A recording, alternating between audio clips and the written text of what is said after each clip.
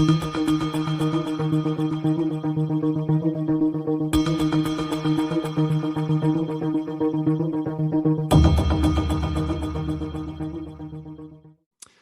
name's Ged Brown. I'm the founder of Low Season Traveller, the world's first travel and tourism organisation to focus primarily on the low seasons in each destination.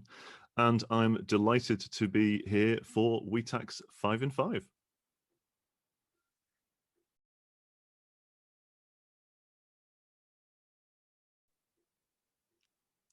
The most significant cultural tourism experience I've ever had. You know, there've been too many really that I would really care to mention, because everything has been a valuable experience in my eyes. I guess the most significant cultural tourism experience will be the next one.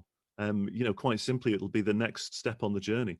I'm intending in the next couple of weeks to go to a place called the Beamish Living Museum in Northumbria. And I think that'll be the most significant one, because I think the most significant cultural heritage experience is always the next one.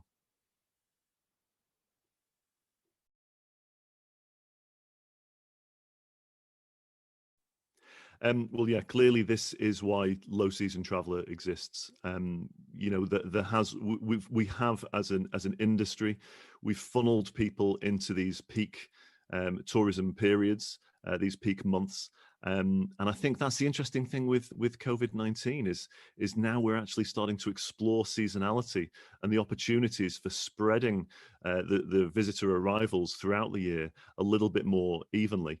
And I think that's probably one of the biggest opportunities that COVID-19 has brought us, because now many destinations are seeking to promote in a positive and proactive way their low season months, because quite possibly that's the only time they'll be open for more visitors. So a wonderful opportunity actually for low season travel and for broadening the seasonality, thanks to COVID-19. It's not often we say that, is it?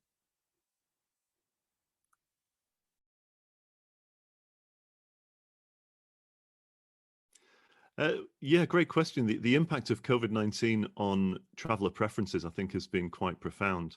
Obviously, in the past 12 months, with travel being limited, I think an awful lot of people, myself included, are starting to understand the opportunity for exploring destinations a little bit closer to home. So for myself, based in Manchester, the destinations that I'm looking at exploring and looking forward to are places like North Yorkshire, over to the east of the UK in Northumbria and Northumberland, Scotland, Northern Ireland. And there's a huge amount there to be discovered that, you know, it's often the way we only discover truly what's on our doorstep when we absolutely have to. And, you know, now is a great time for us to do that. So I think that's been a really big impact that we're going to see going forward. And what a great opportunity that is for all of us.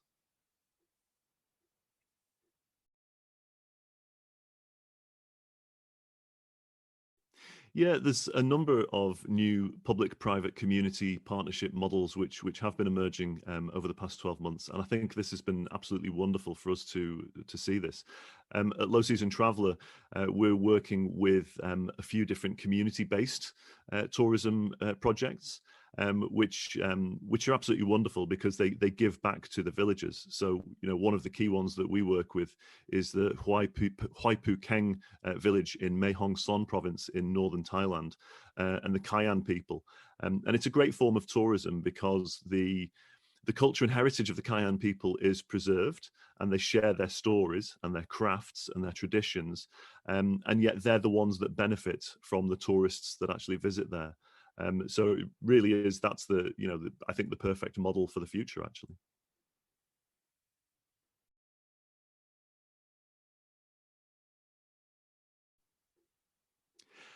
Yeah, we've all got a responsibility really to educate the tourists and the travellers. And I think it does fall on all of our shoulders. I think it falls on us within the industry, the hotels, the tourism authorities, the tour operators, influencers, and of course organisations like WTAC as well. What I'd like to see for the future is that we focus more on the quality of the tourists that we're attracting, rather than just sheer numbers. I think focusing on sheer numbers led us down a certain path that we don't want to go back to. Let's instead start to focus on the quality of those visitors. Let's go for the mindful visitors, the respectful visitors, versus those who are just purely looking to take from the experience rather than actually give for the experience. But I think overall, that's all of our responsibility. It's on us.